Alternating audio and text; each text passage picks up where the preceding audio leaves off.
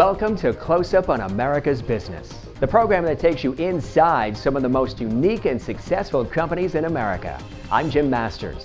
On each edition of our show, we introduce you to some of the most innovative business leaders in the country today.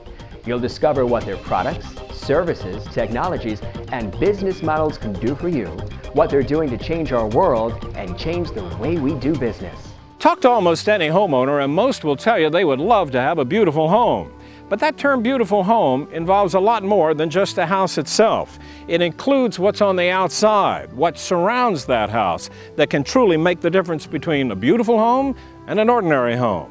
And I'm talking about landscaping, like this. Flowers, plants, shrubbery, trees, and sometimes the little extras like perhaps a waterfall or even a koi pond to turn a home into something really spectacular. To achieve that requires someone with expert knowledge about what will grow where, and then who has the artistic talent to be able to put it all together. And that, in a nutshell, describes a gentleman named Michael Labriola III. His company, Michael Labriola, Inc., headquartered here in Armonk, New York, has been providing this kind of landscaping service for properties and homeowners from the ordinary to the extraordinary throughout Westchester County and neighboring Connecticut for over 25 years. He is a second-generation expert in this field, and it is very obvious he really knows what he's talking about. We are a second-generation company. We have been in business since 1971. We provide landscaping services through the Westchester County and Fairfield County areas. Whatever there is that needs to be done to beautify a landscape, we're able to do.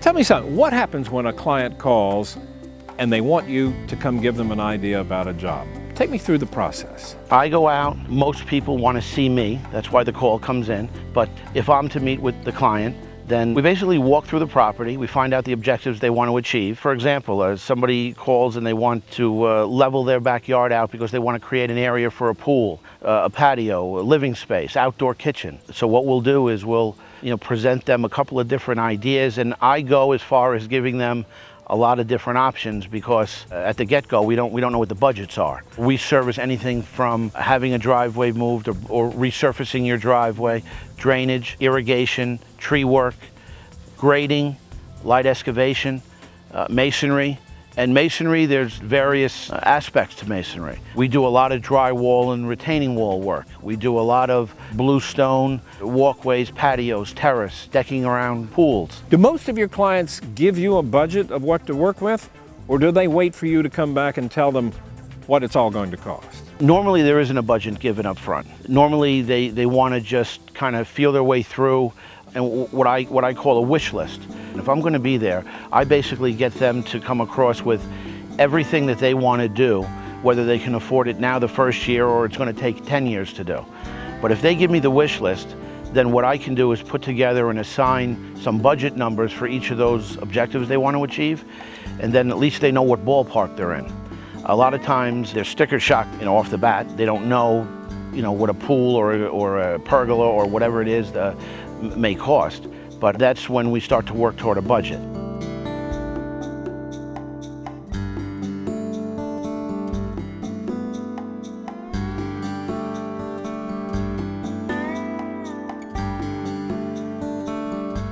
Michael, talk to me about what you've done here in this environment. I mean, this is extraordinary. It's beautiful. Lots of plants. Talk to me about what you've done. Tell me. When I first came to this location, it was wooded in the front. There was about 50 feet or so off the house that had space to walk from the driveway to the front of the house. And what we did was basically move the driveway, give yourself more of an expanse of a front yard. And then we wanted to provide some screening so you'd have a little privacy here. Out front, I have a cluster of 3 birch trees. They will lose their leaves. They're deciduous, but the bark and the type of growing habit on the birch tree is why it was selected. There's a Crimson King maple here that was planted. Beyond that, there's 3 hoop-sized spruce, which are the blue trees in the back. And the blue stands out as well, and especially in the wintertime, they look beautiful. Here in the Northeast, I mean, we're lucky to have 5 months of good weather. Those 5 months, what we're trying to do is have the plants at different times of the season, bloom and look the part. You're in deer country here, and a lot of the plant material that's planted here is deer resistant. Everything that you see here on the property can be planted in any other location in basically Westchester or Connecticut and thrive and not have to worry about the deer, which has been a problem, I would say, over the last 10, 15, 20 years. What is it the deer do that you have to take into consideration? They'll come in, they'll eat them, they won't kill the plant. They're basically pruning the plant for you. The plant will come back and look more lush and full than you've seen it before. It's just that you're losing the foliage for the time that the deer have devoured what they could here on the property. Do the conditions change as you move further north into Connecticut, for example, as to what you can plant there that you can't plant here or on Long Island? There's certain plant material that would work in Connecticut that wouldn't work in Long Island. They're called zones or regions. And when you go to the supplier for the plant material, they normally will be supplying the plant material for their region. If you buy in Connecticut and want to take that plant material to Long Island, you're okay. If you buy in Long Island and want to take that plant material to Connecticut, you may have a problem because there are certain types of plant material that thrive in Long Island that just won't do it in Connecticut. It's too cold. Even though in general, most plants work, there are some plants that you have to be careful with where you plant them. Talk to me a little bit about your staff, the people you have working with you. A lot of them have been with you many, many years, haven't they? As a matter of fact, some of the people working for us, I worked alongside of 25 years ago. These men are working for me in the field of masonry and blacktopping, landscaping. They manage a job, manage a crew. They communicate with the client directly as well. Sometimes during the day in the field, there's questions that come up and the client needs to have an immediate answer. And these guys have the capability to do that. What separates us, I guess, is the way it's handled, really, and the people who are involved. I think from showing the clients past work, from putting various, sketches and blueprints and so forth together based on the project, I think the way it's presented is the difference, really.